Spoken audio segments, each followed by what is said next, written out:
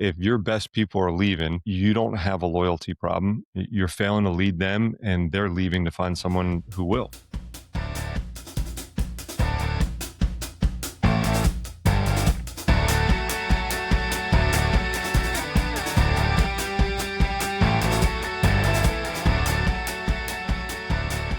All right, what's going on, everyone? Welcome back to the Fitz Franson Show. I'm Fitz. I'm Franson. This is a show where we talk about leadership, business, both, and what it actually takes to build something that lasts without lying to yourself along the way. We're definitely not here for the hype. We are here for the clarity. Chaos is normal in business, but staying there really ends up being a choice. Absolutely. And before we dive into today's main topic, we're going to kick things off with our daily inspirations rundown. We track what our audience is searching for and what the biggest conversations in the business world are right now, so we can bring you guys the content that actually matters today. The data's pointing directly at a massive problem that is quietly really destroying some of our companies from the inside out. We're seeing a huge spike in conversations across LinkedIn and the industry forums about retention, loyalty, and why top performers are suddenly walking out the door. Yeah, it's wild, Jay. Truly, it's almost like a bloodbath out there right now. Business owners are confused and they're frustrated, and they're really pointing fingers at everything except, unfortunately, the real issue. We're going to jump right in and get to the hot take for today. So the conversation out there is that there's no loyalty anymore. Owners are saying that employees just chase the next dollar, that this generation doesn't want to work hard. You can't build a stable team in 2026. Kind of the list goes on of complaints. There's no doubt we see it constantly through all those feeds that we've been looking at. And look, you know me, I don't mind calling things like I see it. So I'm going to call that all complete bullshit. If your best people are leaving, you don't have a loyalty problem. You don't have a compensation problem in most cases as well, too. You really, truly have a leadership problem. You're failing to lead them, and they're leaving to find someone who will. I always push back here on hot takes, Fitz, but I agree to a point. Leadership is a massive part of it, but I also think we have to acknowledge that the social contract between employer and employee is completely broken. For decades, the deal was you give me your loyalty and I give you security. That deal doesn't exist anymore. Employees know that if the company hits a rough quarter, they're gone. I just saw in the news the other day, I don't know if you did, but a disgruntled employee in Ontario, California burned down like a 2 million square foot paper factory.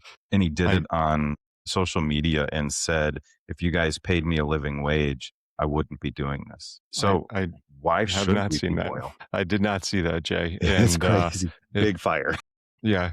Might be a little more aggressive than we want to see out there, but but I understand the frustration for sure. So look, I think that the reality is loyalty isn't bought with a paycheck, Jay. That's really kind of where that aggressive message is trying to be sent there for sure. Obviously paying more would help, but there's some other things that go into it. So that loyalty, it's built through, I think it's built more through vision and standards and maybe a vision of what that path could look like for that person. So if you are running a company and your only pitch to your top performers is we pay you market rate, you're going to lose them to someone who offers market rate plus an actual mission, right? People don't leave companies. They leave stagnant environments. They leave when they look at the owner and realize this person can't really take me any further. And that's a hard truth. But I will push back again and say that a lot of owners, they think they're providing vision.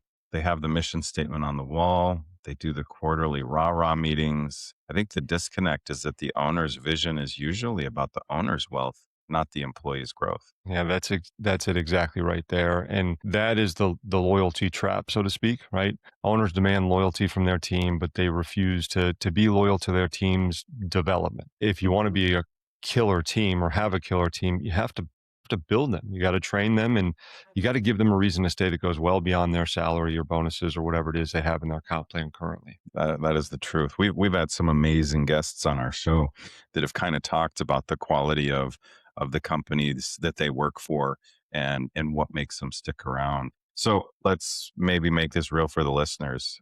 If I can, I want to ask you a direct question. Sure, shoot. When was the time maybe you lost a top performer, someone you really needed, and looking back, you realize it was entirely your fault? We were just at a meeting, and one of the comments that was made by one of the leaders in the room who's been doing it probably the longest was, the great thing is I've made all the mistakes, right? And mistakes are part of growth. So this is a mistake that I've certainly made as well. And I know you lead the team at Powerful, and I'm sure have some similar experiences as well. But when you kind of realize it's an absolute gut punch. But it's a fair question to ask.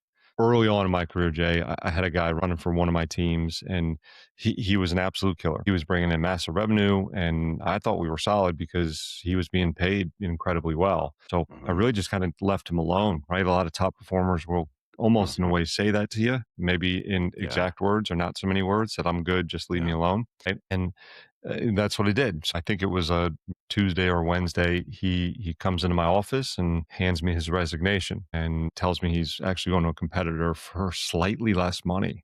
Ugh. It was kind of wild. Yeah. Less money. God, that had to sting. So what was the real reason? It stung worse when he told me why. He looked me, dead in the eye and said, "Fitz, I know how to sell, but I want to learn how to lead. And you haven't spent really any time developing me in the last year in that regard." He was exactly right.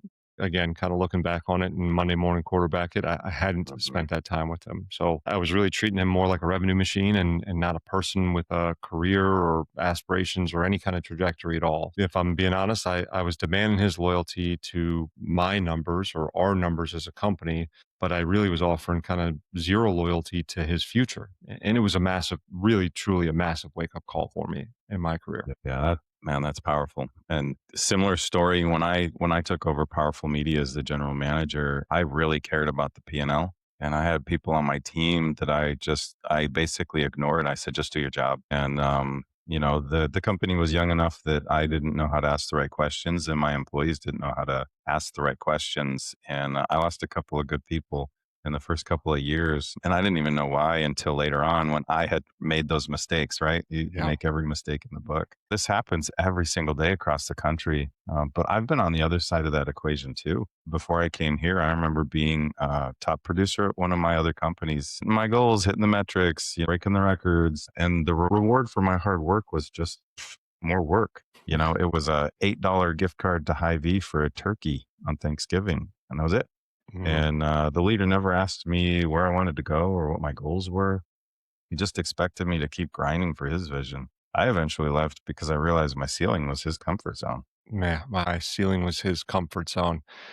It pains me to say this, Jay, but that's a brilliant way to phrase it. And I think, I appreciate it, Fitz. yeah, we'll mark it down, celebrate it next year. The anniversary of the brilliant phrasing for you. I think it's something that we probably all have experienced, in our careers as obviously before to become a leader, you're a contributor on that level as well too. Some of us have been fortunate to have people invest in us that way, and others haven't. But we've all probably had the experience of those that haven't and gone to those that have, like we're talking about here. So look, this would be my advice to any owner or leader that's listening right now, right? And you should write that phrase down.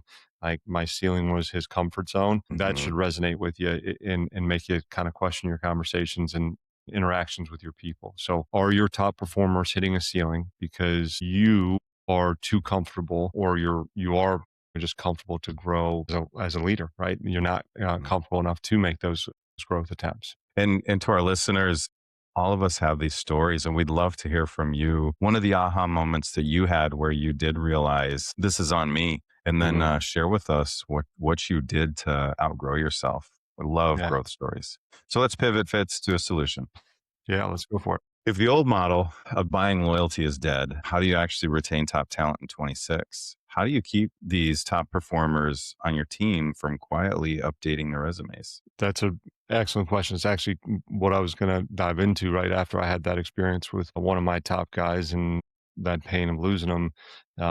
You got to take a hard look in the mirror is really where it starts. I think one of the things you have to realize is, okay, we've talked about different styles of leadership before in a previous episode. And one of those styles is transactional relationships or transactional leadership. In that moment for me, I realized that as much fun as we might be having celebrating wins, really what I was a transactional leader, right? And that was a relationship that I had had instilled in the people that had trusted me with their future. If you are a leader right now and you kind of find yourself in this spot, you need to find a way to transition from that transactional relationship to one that is a development relationship.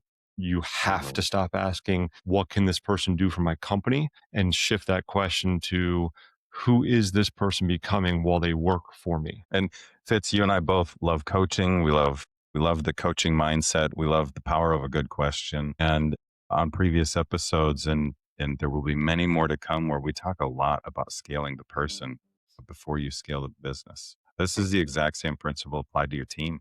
If you want your company to grow, you have to systematically grow the people inside it. There's no doubt about that. And look, Jay, I think we both agree with this. It requires intentionality. It requires like actual conversations. You can't just assume that because someone is hitting their numbers that they're happy, right?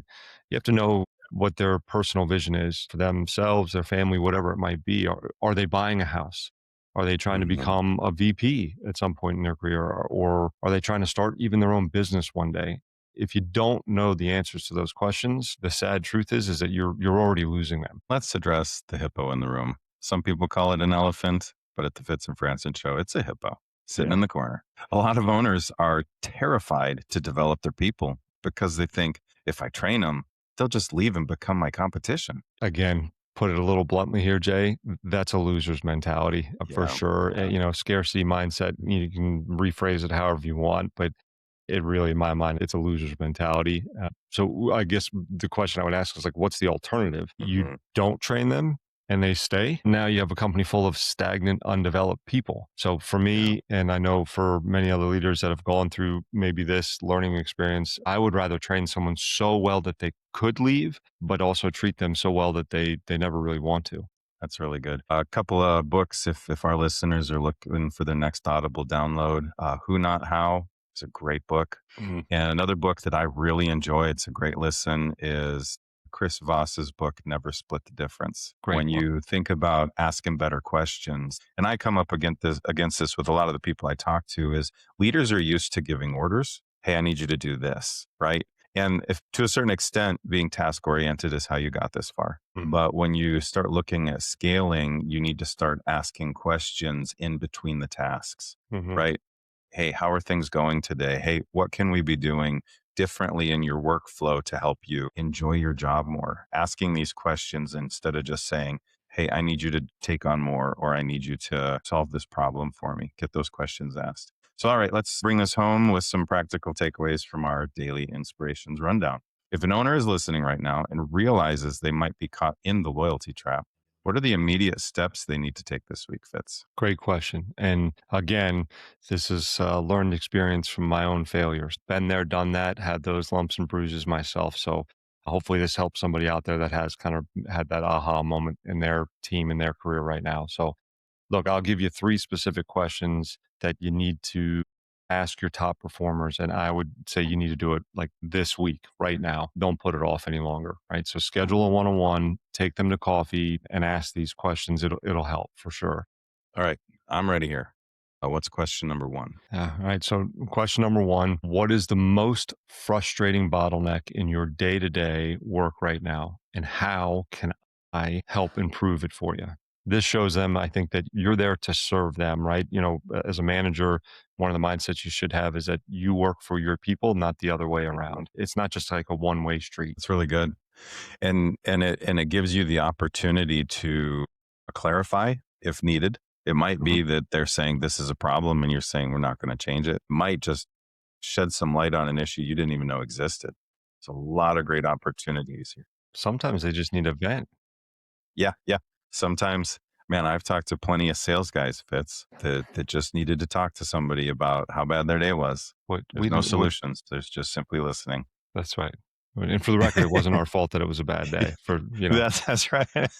Bad leads, bad marketing. Right. Yeah, it's your fault, Jay. Yeah, okay. That's a great question. So what's question number 2? All right. So the next one here for you is, where do you want to be in your career, say in the next 3 years? The follow up to this is also, are we currently on track to get you there? Right. This forces the development conversation. It proves that you care about their future and not just their current output. And I can't stress enough, I think the the back part of that question is probably the Mhm. most important part of it. Right? It shows a real, true investment in their development and what their aspirations are. And I think that this question is also going to reveal to the leader asking it a lot about what their intentions with the company is. Hmm.